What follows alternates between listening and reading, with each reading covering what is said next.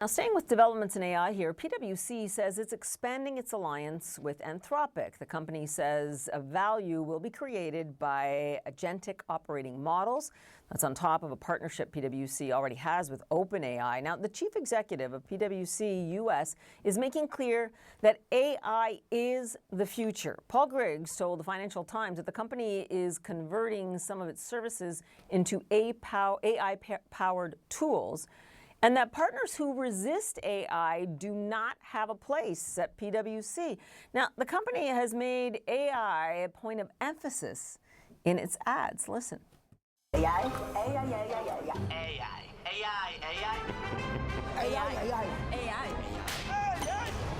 What? We help cut through the AI noise. Hi, Shane. Is now a good time? Absolutely. So you can.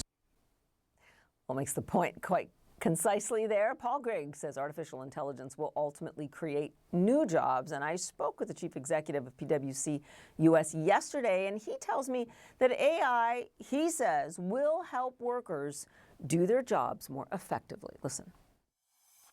Well, AI to me, Paula, does a couple of things. One, it rapidly commoditizes the analysis that is capable, generalized analysis, and it rapidly commoditizes coding.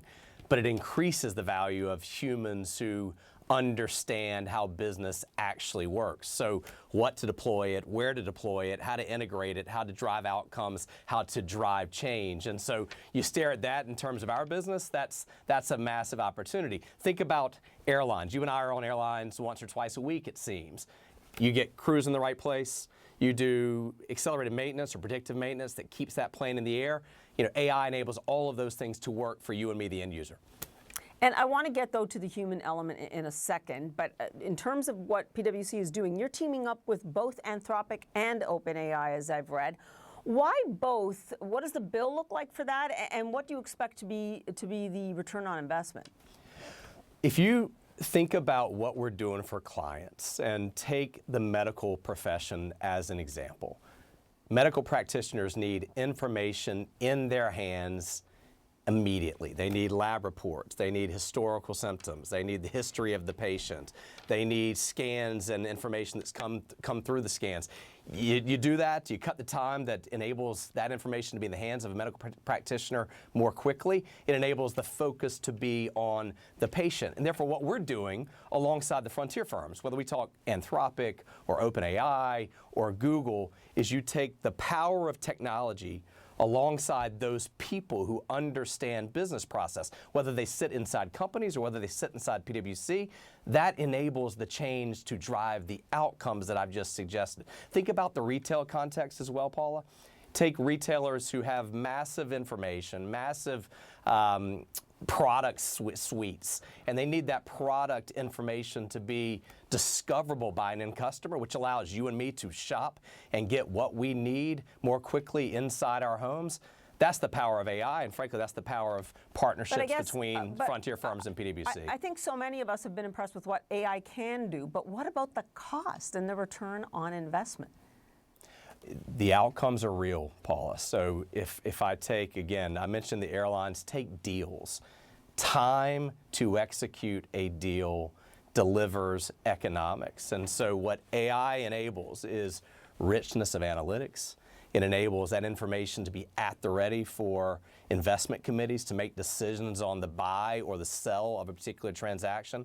And that time saved, the richness of the information that comes through, enabled by AI, but also supported by what people then generate. I always think that AI raises the floor, people raise the ceiling, and that generates return.